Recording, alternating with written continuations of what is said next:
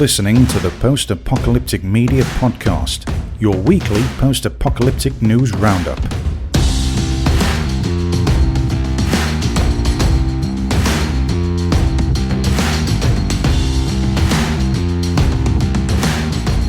Hello and welcome to the Post-Apocalyptic Media Podcast. I'm your host, Derek. I'm joined by Sean, our senior editor. Hello. We have a great, short, abbreviated podcast coming up, but first, let me tell you a little bit about what's going on our website, postapocalypticmedia.com. We have regular content, everybody. If you want regular content, well, we've got that, and it's all at our website. And maybe you don't want to visit the website all the time because you're forgetful and you just forget that it exists and that you need to go there and find out what's up. If that is you, we have a solution, and that is called the email list. Join our email list. You will be informed every month of our articles and reminded that that is going on. Another way to stay informed about post-apocalyptic announcements, media, events, movies, TV shows is to use our calendar. That's right. Brand new. Our calendar is full of interesting things. If you use Google Calendars, you can just automatically import all the events directly into your calendar on your phone, on your computer, however you use your digital calendar. So, and it's a great way, if you don't want to do that, you can at least, look forward in time. You see, oh, I didn't know, that video game was coming out then, or that movie was coming out that weekend. It can really help you keep up to date. So these are things we're going to be keeping updated. We just introduced them, and we'd love for you guys to use it. Next thing to discuss. Hey, if you like this podcast, let us know. Let the world know. Like, share, subscribe, make a viral TikTok video about it. And we'd really appreciate it. If you make a comment on our videos, we'll read it. I'll read it. I'm not going to obligate Sean to read your comments, but even if it eviscerates us, I'm going to read that comment. And so do that, please. Even a negative comment, any press is good press. Just put it out there. And lastly, in the announcement section, a big thank you to Morning Owl Media. You help us so much. And this podcast really wouldn't be possible without your help. So I appreciate it. If you have the desire to start a podcast or to up your podcast game, Morning Owl Media, morningowlmedia.com. And with that, we are going to, I just want to pitch that we have guests coming. That they're just running a little bit late. They're getting all set up for us, and until they arrive, we have a few things to discuss. Yes, we do. So let's get started. First off, I want to give a big shout out to The Computer Science. The Computer Science is a YouTube channel who currently has 91 subscribers. And so they're a little baby YouTube channel. But they offered me a great service. And that is, I'm watching Attack on Titan, and I go online and I find out that there are many episodes that are only in Japanese. And there's no English dub. And what the computer science, that's the name of their channel, believe it or not. The Computer Science did is they made English dubs of those little Japanese shorts for me to watch. This is Attack on Titan, like extra materials kind of stuff. So cool. It's called OVA, and they did the whole dub and they just put it on YouTube. So until the fun police come and shut you down, I just want to say a big thank you to them. Sean, would you like to tell us about the guest that's coming up? Sure, we have. Just wait. Well, yeah, let's wait. He actually said he's ready now. Oh, fantastic. All right, everybody, we have a special treat today. Sean invited some friends of his to come and share a project that they're working on, and also just to hang out with us and shoot the breeze. So, Sean, I'll let you introduce them. All right. Yeah, I figured it would be fun to have. We have Jim Tank Dorsey and Faye Murman. How you guys doing? Good. Awesome. How are you? I'm great. Yeah. Now, you guys have been working on this documentary for a while, and this is a documentary that is focused on Tank's life. And it's all about kind of, and correct me if I'm wrong, it's all about how Tank is kind of like an ordinary guy living in an extraordinary world, right? Yes, that he created for himself, and many, many, many people followed suit. Yeah. Being like a leader. Yeah. Oh boy. And before we get into that, I have to embarrass Tank here because, I've known Tank for a couple years, and we've been in a couple costume groups together, Dragon Con and Wasteland Weekend, and Tank is a great guy. He puts 300% into everything, and he doesn't half-ass anything. And so it's an honor to have you on the show and to talk to you about the documentary, and even to talk about, a little bit about your kind of fanaticism, should I say, with Mad Max. I think that with your collection and everything you do, I think that's pretty fair to say. So, So let's get into the documentary itself. So why don't you, either one of you, tell me about how that's going at this point, kind of how it started and where it's at this point. How it started is a good one. I interviewed him for the 5 o'clock news one day on Long Island, where I was working at a television station. And I just thought he was so interesting. So he's like, it's the big tough guy persona. And I met him as Lord Humungus. I hadn't even seen his face yet, but lucky. Instantly we just clicked, and he clicked with me as a visual storyteller too, because I'm really drawn to really passionate, but also quirky, unique people when I like to tell stories. So I came up to him after the interview. I was wrapping up, ready to go home for the night. So can I just come up to your house and do like a 3-minute video for my news station? And he's like, yeah, sure. So we exchanged information, and then we got to talking and got to filming. And I realized that I didn't want, one, the station that I worked at to have the rights to this footage. And two, it was much bigger than a 3-minute story. So we almost immediately started traveling the world together. I think I hopped on my first plane ride with you 2 months after meeting you. Well, yeah, we had our first conversation. Might have been, I don't know if it was that. No, it was after the you came back out to the oh my god, Eternal Con. Mm-hmm. Thank you. All right, Frank. And then we began talking after that. I remember we were on the phone, and I was like, well, I do this event in Atlanta called Dragon Con. I do this event in California called Wasteland Weekend. I do this event in Australia, Silverton Collective.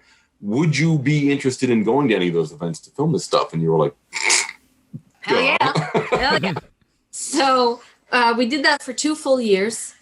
And there was maybe like 2018 we had some fillers. The documentary took an interesting turn, couple interesting turns. One of them being just Tank going through some medical issues that made me not want to say that the documentary was wrapped, but being there for Tank as my friend and as somebody that I cared about very much, but also as a documentary filmmaker, just kind of staying on the line to see because he was an open book with me. So it was okay that I would film whatever you were going through. Mm-hmm. So the year of 2018, kind of the documentary went not quite all the way to the back burner, but it put on pause while you got better. And I went to the hospital a couple of times, and I just waited to see how all of that panned out. And then 2019, we premiered a clip of it in Australia at the same movie theater that premiered Mad Max 2: The Road Warrior, which was really, really, really cool. Wow. And then, like the true tortured artist that I am, I came home back to the States and just took it apart and said, that wasn't right. That wasn't good enough. So now that we're finally, I shouldn't say finally, but now that I'm finally at home and resting, and it is unfortunately thanks to quarantine, I'm finally taking the last stab at it. I'm ready now. I feel really confident. Are you sure? I feel confident that the story has a good enough ending. Finally. Will the story ever end, though? I mean, really? Will you ever end? No. So. Well, that's I'm excited about it. I know, like you said, 2018. It's been a couple years that I've been psyched for it. A lot of people have been psyched for it, and it's like you said, the trailer itself was shown in Australia, and didn't you show it also at an event in Pennsylvania? Was it? I did, yeah. So actually, it was more than the trailer in Australia. I put together like a 50-minute clip. Oh, okay. just kind of giving people a taste of what they would see. So it wasn't a completed story, but it was in itself a contained vignette. It had like a beginning, middle, and end, but it was just one day. I think it was just a gate crash pretty much just one big gate crash at Wasteland, all edited together with a little bit of Australia in there. Because obviously people in Australia are going to want to see the Australia footage in there. And then what was the actual question that I'm answering? You also showed some stuff in the Oh, yeah, I did. So pay attention. I can't. The Mahoning Drive-In Theater in Mahoning, Pennsylvania is amazing. If you haven't heard of it, go to their Facebook, go to their Instagram. It's the country's last 35 millimeter only drive-in. It's amazing. And it's not just a drive-in where you sit in your car. It's this fully immersive, interactive place. I want to plug the hell out of them because they're good friends and they deserve it. Cool. I thought that we were setting the bar so high in June because they always have my friend JT stages all like the theatrical photo booths and props, and he got me down there a couple of times to do cosplay for him just to drum up interest in the movies, because this is the last movie theater I would ever want to see close down.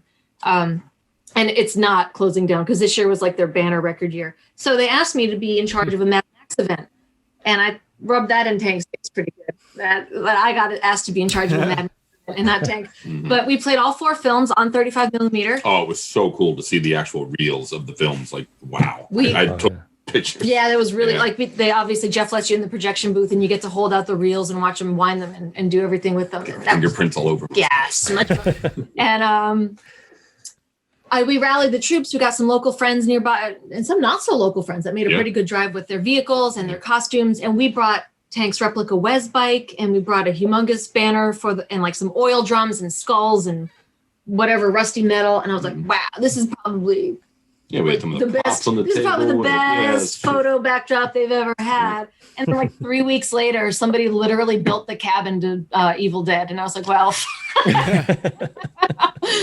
I tried, but it was so amazing. And I actually reached out to a lot of the actors in all 4 films, and only the first 2 actors in the first 2 films got back to me because I actually do have a nice working relationship with them. So we got people like Roger Ward, who plays Fifi, to say hi to the crowd and say hello at the Mahoning Drive-In Theater, and Emil Minty, who played the Feral Kid, and Vernon Wells. Wow. Kundalini, Paul Johnstone. It was and just for shits and giggles, I emailed Tina Turner, but she didn't get back to me. Wow. No, you aim high, right? Yeah, aim high. Why not? What do I got to lose? I don't care. We don't even know here. So this podcast is actually video and audio. We have an audio version. So I feel bad for the people listening to audio because they can't see that great screen you have behind you showing clips of the documentary. Hence why we were maybe like 15 minutes later than we promised you, because it was all like technical difficulties. We're like 2 boomers in the living room right now, like poking all our things. So I'm just playing my YouTube channel. If you go to youtube.com/Faye Murman, you can see all the Humungus stock clips. There's the full trailer, the teaser trailer, a little video I made on him being DJ Ivan Drago once for like a communist party in Newark. Yeah, that's awesome. And, don't read too much into that. It was a Cold War party. Yeah, Cold War party. Yeah. And something else. I don't know. Just on the Are You Mad for Silverton Collective. Oh yeah, and then like a Silverton Collective promo video I shot to get more people aware that there's this amazing event in Silverton in the Outback in Australia. Yes, what your listeners are missing right now was me taking my shoes off on a diving board. So it's riveting stuff, really. There's you as Big Boa right there. I see that. Yeah. And the ladies are cheering him on like it's Chippendales. It's unbelievable. They're like, if I think one of them had money in her hand. Hilarious. Oh my God. Yeah, it's I have to say, there's the kind of the major premise of this documentary is the fact that Tank has so much stuff going on and he's admired by so many people. And I think that's like right there you could see as Conan. I mean, it's amazing. Just like sitting on the New York subway and nobody wants to sit next to me. I don't know why. Conan is amazing. Yeah. And I actually, as a side note, my favorite I guess it's a group cosplay that actually you were in also, Faye, was the Zod and Ursa and the Zod Squad. We call it Zod Squad. Yeah. That was amazing. I don't know how you guys looked exactly like him. That was great. But that's it was so much fun, and I didn't believe it was possible. I'm like, I look nothing like her. I don't look nothing like Sarah Douglas. And I'm like, well, this is going to be fun, and I'm all for it, but I look nothing like Sarah Douglas. And then we all looked in the mirror and we're like, holy shit. Tell them about when we met, Sarah.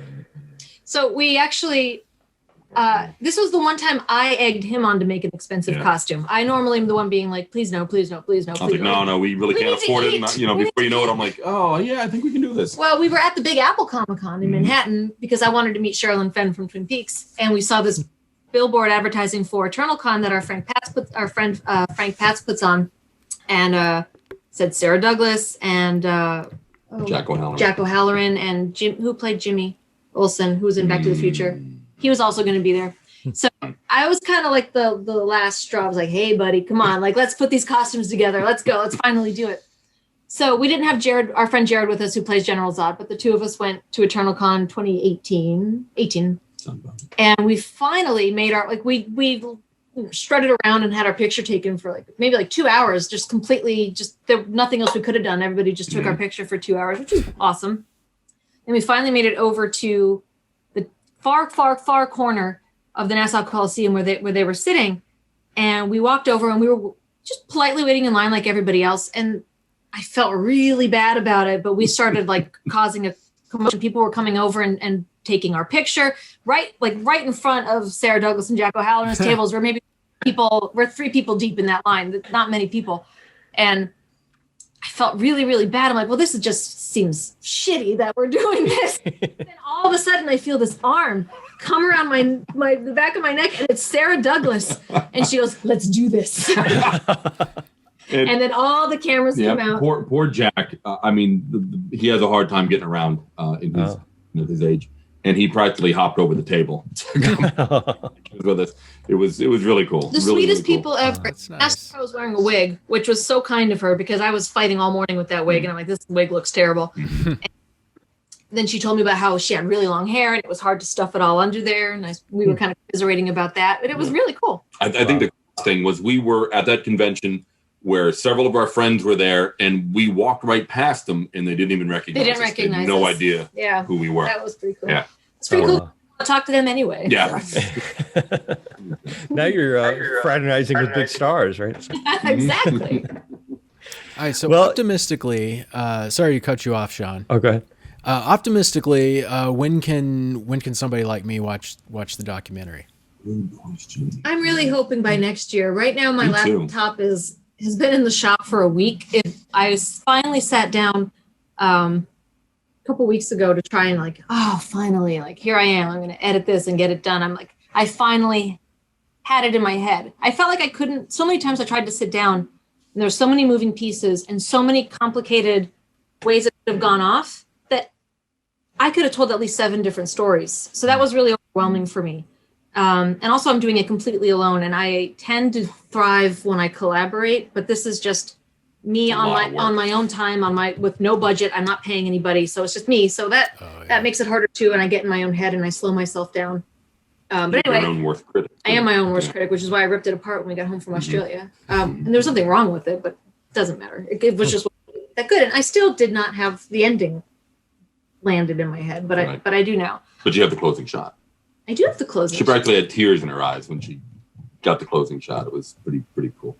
I did it because it was just a nice, peaceful moment. It wasn't like a plot point or a turning event. It was just this really nice moment. But anyway, so I opened up my laptop and my speakers were blown, and you can't edit a movie with blown speakers. So get that back. I hope this week.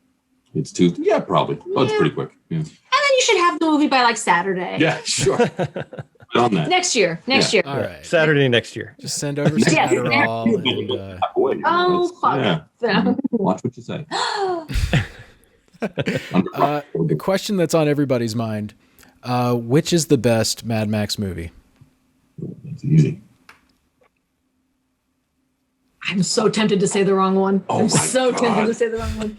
Is it test? As my boss would say when he was interviewed by the Australian crew that came up to do their documentary, the one with when Mel Gibson was driving through the desert. Yeah, that one. Oh, okay, that one. Yeah. I think we would agree. The Road Warrior is just absolute perfection, start to finish. I would not change a thing. Yeah, but so's Fury Road. Fury Road it's on a whole other scale. But I guess because I grew up with the Road Warrior, exactly. it's hard. You can't put a price tag on that. Exactly. Yeah. That definitely has the higher place for that reason alone. But it is. It's an exciting movie, and that's one of the most memorable villains of all time. Thank you.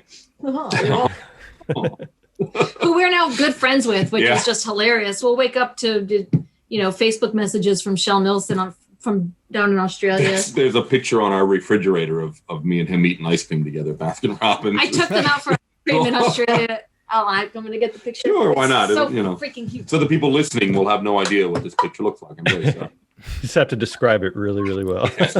Picture two old guys. I was going to say too old. Yeah.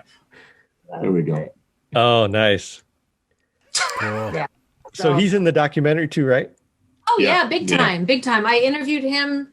He came to Queens about 4 years ago, and that's when it was like fish in a barrel. There was a Mad Max reunion at at WinterCon in Queens. Again, thank you, Frank. Thank you, Frank.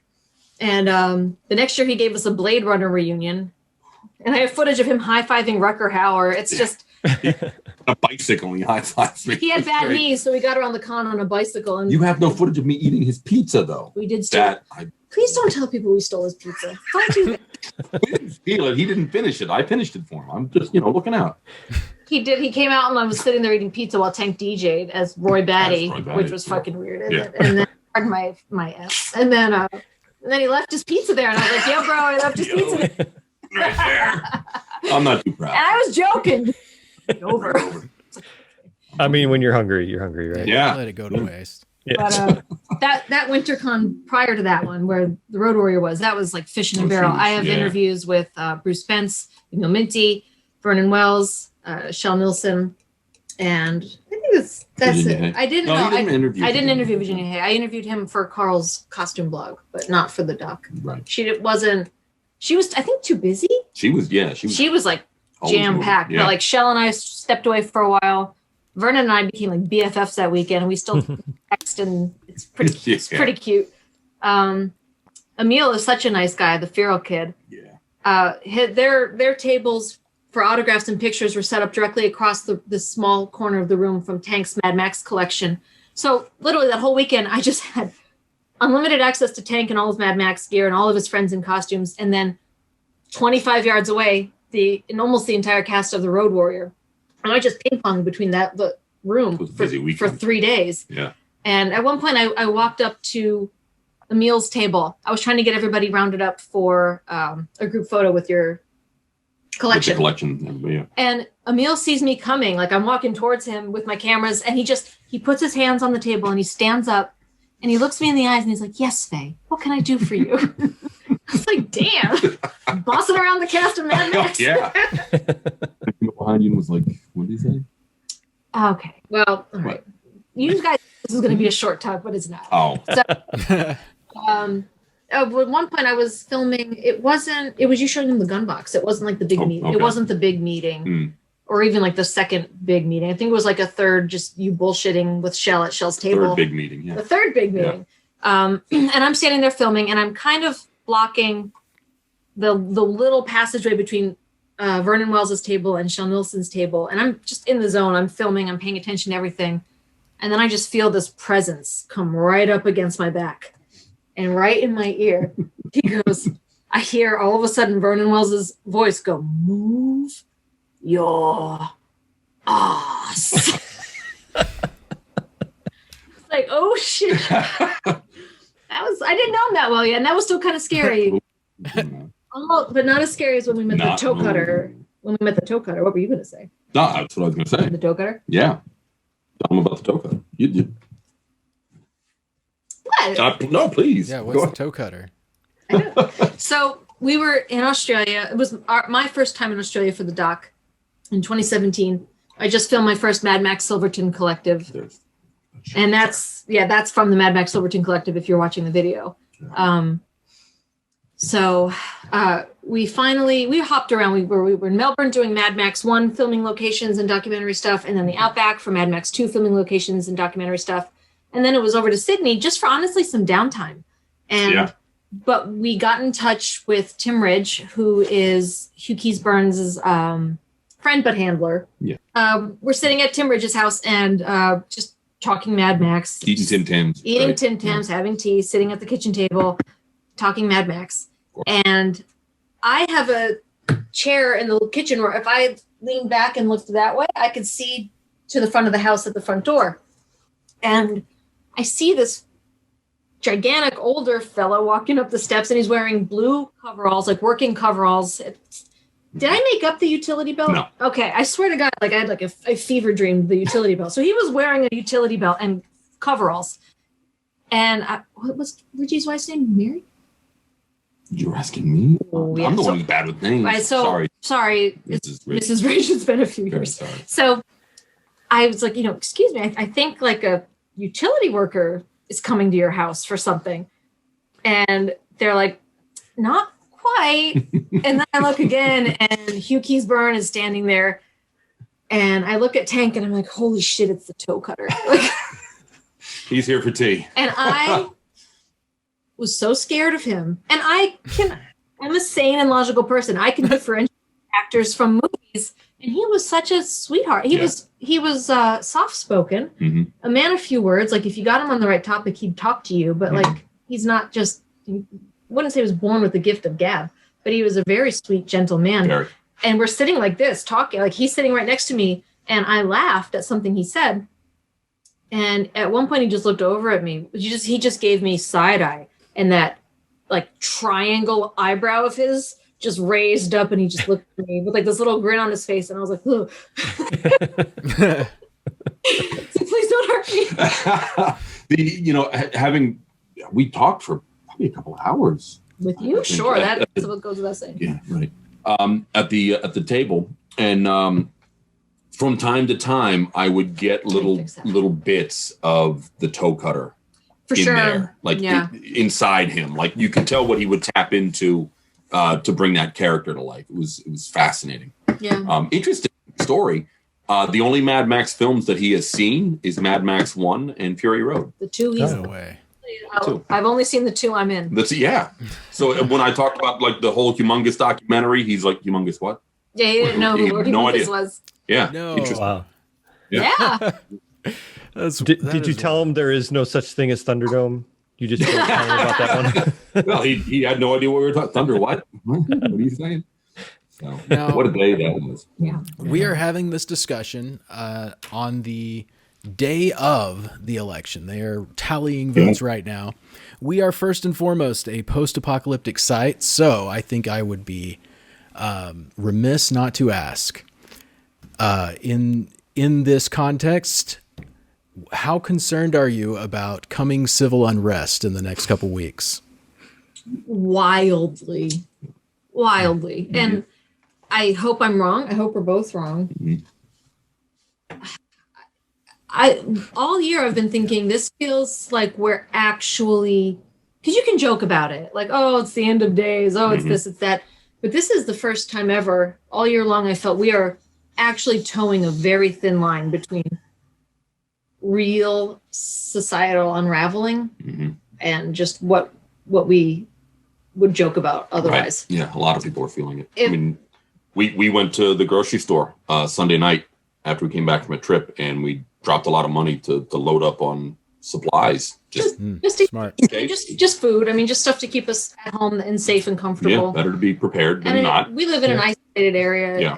If things ever hit us, it would have the apocalypse must have been rampaging for 3 years before things finally. We're in the mountains of northern New Jersey, so we're about an hour northwest. Don't tell them. How much food did you get? Yeah. Toilet paper? Yeah. Oh, we got toilet paper. All right. We learned our lesson. But we're still like an hour from New York City. So if stuff starts hitting the fan, it's going to take hopefully at least a day and a half to get to us. So we'll see. Yeah. I've never in my life worried about a peaceful transfer of power. Yeah. Right. It is a little different this time, huh?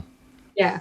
Like, I don't know who's going to throw down with the coup, but somebody's throwing down with the coup. I don't know if it's going to be Trump's people or anti-Trump people, but a coup's a-coming. Like, I don't say that lightly.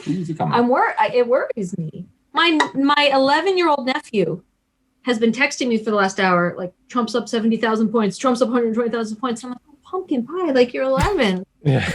Like, like George H.W. Bush was president when I was 11. I was like hardly clued in. I was a little more clued in. Things are different now. Yeah. Oh no, Clinton. Oh, Clinton. It doesn't matter. He was in free time.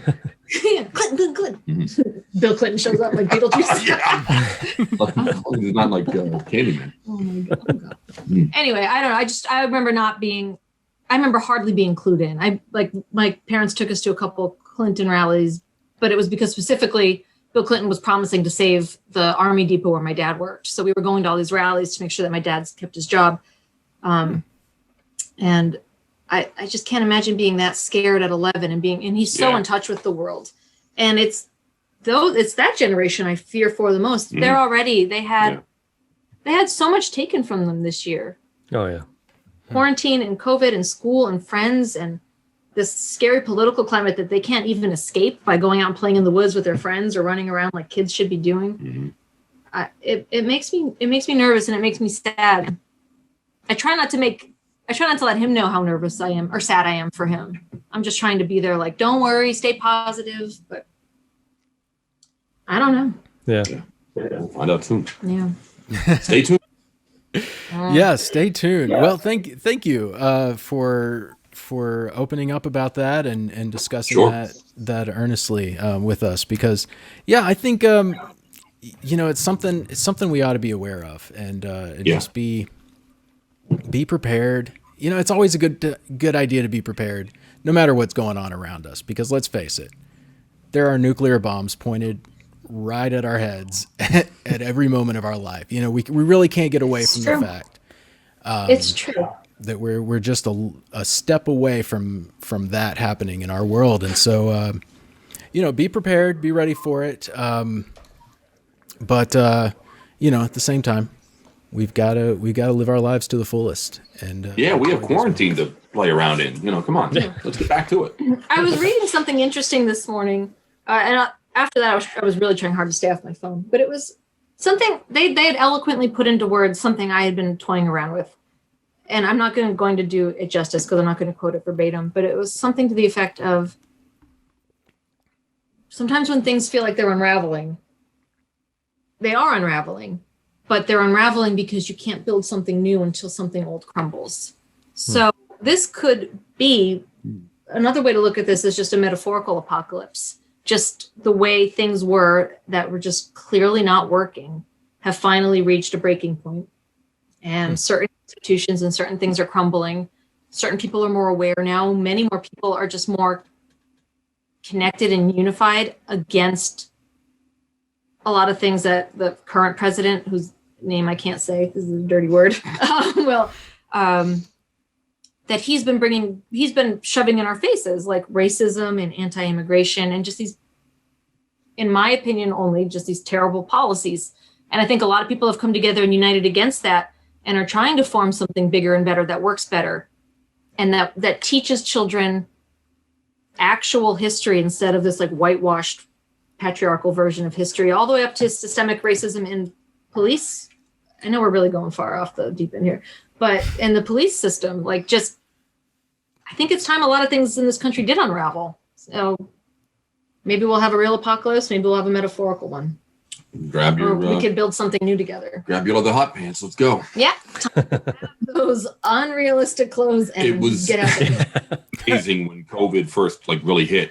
The number of memes that came out and the number of memes that I was actually in. Oh, check! Yeah, I'm a meme. Yes, I'm 3 memes actually. I think you're more than. And tell people how they can tell when it's you and not the real Kjell Nilsson. You mean they can't just look into the eyes of the Lord Humungus to know? If the eyes are real dreamy, that's me.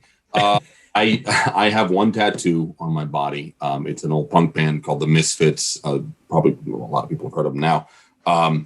But I used to work for those guys. Well, I started out as a huge fan as a kid, and then I became their babysitter. Actually, at one point when I was their tour manager. But that's how you can tell. That's sometimes the only way you can tell the difference between Kjell and myself is the tattoo on my right shoulder. Funny story about that. Every bodybuilder knows what the right angles are that he wants to be photographed at or viewed at. And for me, it's straight on. I have wide shoulders, broad back. That's the look that is me, quote unquote. So side shots or relaxed shots, those are not the shots I want to promote. And same thing with Kjell. I mean, another bodybuilder. He's, when he sees a camera, he's going to pump up a little bit and assume the position, so to speak. There was a picture that we were looking at the Silverton Hotel down in Australia in the Outback for the last Silverton Collective. Because there are so many hotels, yes. so many photo albums taken by people that live there. Oh my God! So many behind the scenes photos of the treasure trove of. I mean, you go in the Mad Max Museum and like the walls and the ceiling and the floors, everything's covered with photos from people that were just extras in the movie and just all their behind the scenes photos. But there's lots of photos that people still have like at home in their photo albums that nobody's seen. They'll come to the collective and just walk in the door and hey, check these out. It's unbelievable. Yeah. But there was photos being passed around, and for the first time, a photo was handed to me of a back, behind the scenes shot of the Road Warrior, and Kjell was in the background in costume, and he wasn't facing the camera. He didn't know the picture wasn't being taken, so he wasn't, pumping up a little bit. He wasn't posing. And for the first time, I looked at that picture and went, I don't remember this picture being taken of me. I swear to God, I thought it was me for a second. I duped myself. So that, the tattoo, bless my heart. The tattoo is the way. There used to be a wedding band, but that's not the case anymore. That was always an easy way, though. That was always an easy way. There's a photo that really looks like a still from one of the movies, where I'm pointing the gun at the camera pretty much, and Wes is over my right shoulder. We took that at Wasteland Weekend 2014, and Jeff Allen, who's just a whiz with this stuff, he added the right amount of grain to it, and it really looks like a still from the movie. But about the only way you could tell the difference is the wedding band on my left hand. And it still gets used in promotional posters. The first night I ever filmed with you, we did two events. We did Eternal Con in the late evening, and then late at night we went over to Newark and did that post-apocalyptic party. And the banners promoting that post-apocalyptic party at QXT's in Newark was a photo of Tank as Lord Humungus. Yeah. But they didn't know that. They contacted me and said, "Hey, we're doing this post-apocalyptic, Mad Max sort of party. We wanted to know if you could come out and just make an appearance at it." And so I went to their website and I pulled up the promotional poster they had, and there was all these pictures from the variety of Mad Max films, little cutouts, kind of like a collage, and they were all scenes from the movie except for the picture in the upper left-hand corner, which was a picture of me.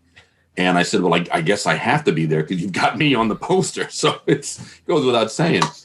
But it happens a lot. And I'm honored, but I'm humbled at the same time. You sure? What? Oh, yeah. Okay. All right. So. He's not wearing pants. Don't stand up. All right. So none of us are. This was this shirt, and there was also a coffee mug and a cell phone backer thing. This was something that somebody was offering online, like through Facebook, one of those sites that like, hey, only available for today only or something. I don't know. It's a shirt you can order online. It's a picture of me, even though it says Humungus on it. And so you sued them into oblivion. Yeah, sure. And now I'm rich. I said he should at least get a cut. I should get a cut. I should get cut. There was a shirt that somebody showed me on eBay that was said like, "What a puny plan," and it's a picture of Lord Humungus walking, and it's me. I had to buy the shirt. It's one of my favorite shirts. It's very comfortable. That happens a lot. Mistaken identity. And I like I said, it's an honor that I am mistaken for that, but I at the same time I don't want to step on Kjell's toes. I mean, in my mind, he is the man. He's the original. I'm just the mediocre copy. Kjell Nilsson told Tank that he's the next generation of this character. Evil character. We have Kjell Nilsson's blessing. Wow. Yeah, thank God. And that was important to me. I was nervous going in, like, what's he gonna think? That was the scariest day of filming for me, because that was the day I could not afford to F anything up. Well, I even put the battery in the camera. I would never do that. I think I even hired, or we barely paid, or they did it as a favor, like 2 other photographers just to have my back in case something else went down. Because this was going to be the first time the 2 Humungi met. And it was going to be Really? I was nervous. You I was recorded the nervous. first time they met. Yeah. Oh, okay. Yeah. Wow. Yeah. WinterCon in Queens 2016, the Road Warrior reunion was the first time they ever met. That's awesome. Well, we have reached the end of our time. You guys, this has been really fun. Probably way over time. Yeah. Remind way over me about the web address where people can go and check it out and know when the documentary comes out. Well, place your bets on when the documentary is coming out, but it'll be next year, I swear, now that I know how it ends. But you can go to humungusdoc.com, but it's spelled humongous like the character. So HUMUNGUS doc.com. Cool. All right. Awesome. Well, thank you to all of our guests. And this is Derek from Post-Apocalyptic Media, reminding you to stay safe out there and always be prepared for the big one. Yeah. Thanks, guys. Thank you. Thank you for having us. It was good to talk to you.